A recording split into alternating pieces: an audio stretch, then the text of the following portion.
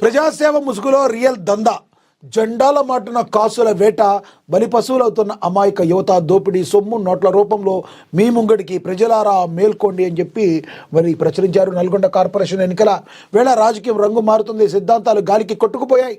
జెండాలు కేవలం అలంకారప్రాయంగా మారాయి. లోపల మాత్రం అంతా రియల్ మాయాజాలం. ఈ ఎన్నికల పార్టీల మధ్య జరుగుతున్నాయన్న పొరపాటే. ఇవి పక్కాగా రియల్ ఎస్టేట్ వ్యాపారుల మధ్య సాగుతున్న ఆధిపత్య పోరు. గెలిచేది ఏ పార్టీ అయినా, లాభపడేది మాత్రం ఆ వ్యాపార సామ్రాజ్యాలనే నగ్న సత్యం నగర వీధుల్లో చర్చనీయాంశంగా మారిందని కూడా ప్రచురించారు.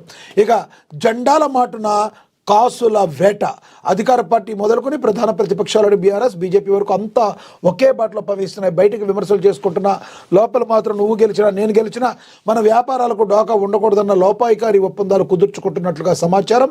తమ వెంచర్లు భూదందాలకు అండగా ఉండేవారికి మాత్రమే పార్టీల దక్కడం వెనుక ఉన్న మర్మం ఇదేనని రాజకీయ విశ్లేషకులు మండిపడుతున్నారు.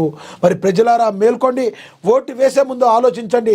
పార్టీల ముసుగులో వస్తున్న వ్యాపారవేత్తలకు బుద్ధి చెప్పకపోతే నల్గొండ భవిష్యత్తు రియల్ ఎస్టేట్ మాఫియా చేతుల్లోకి వెళ్ళిపోవడం ఖాయం. మీ కష్ట సుఖాల్లో తోడుండే వారికి, నిస్వార్థంగా సేవ చేసే వారికి పట్టం కట్టండి. డబ్బున్న రాజకీయ బిచ్చగాళ్లకు మీ ఇంటికి వస్తున్నారు, జాగ్రత్త. మీ ఓటు మీ ఆయుధం, దాన్ని వ్యాపారులకు అమ్ముకోకండి అని చెప్తున్నారు రాజకీయ మేధావులు. ఇది నాట్ ఓన్లీ నల్గొండ, తెలంగాణ రాష్ట్ర వ్యాప్తంగా కావచ్చు, భారతదేశ వ్యాప్తంగా కావచ్చు, ఎక్కడైనా జరుగుతుంది ఇదే అని చెప్పి రాజకీయ విశ్లేషకులు చెప్తున్నారు. ఎటువంటి పరిస్థితుల్లో ఓటు అనే మీ ఆయుధాన్ని అమ్ముకోమాకండి. సరైన వ్యక్తికి, నికార్సైన వ్యక్తికి మీ ఓటును వేసి గెలిపించి మరి ఉండండి. అంతేగాని మరి ఎవరికి ఓటేసినా వ్యాపార దందాలు చేసుకునే వాళ్ళకి వేసి మీరు బొక్కబొరలో పడమాకండి అని చెప్పి రాజకీయ విశ్లేషకులు చెప్తున్నారని కూడా ప్రచురించారు. ఇక నల్గొండ జిల్లాలో ఘోరం. వివాహేతర సంబంధానికి అడ్డుగా ఉన్నదని ప్రియుడి భార్య పెట్రోల్ పోసి నిప్పట్టించిన మహిళ అని చెప్పి ప్రచురించారు.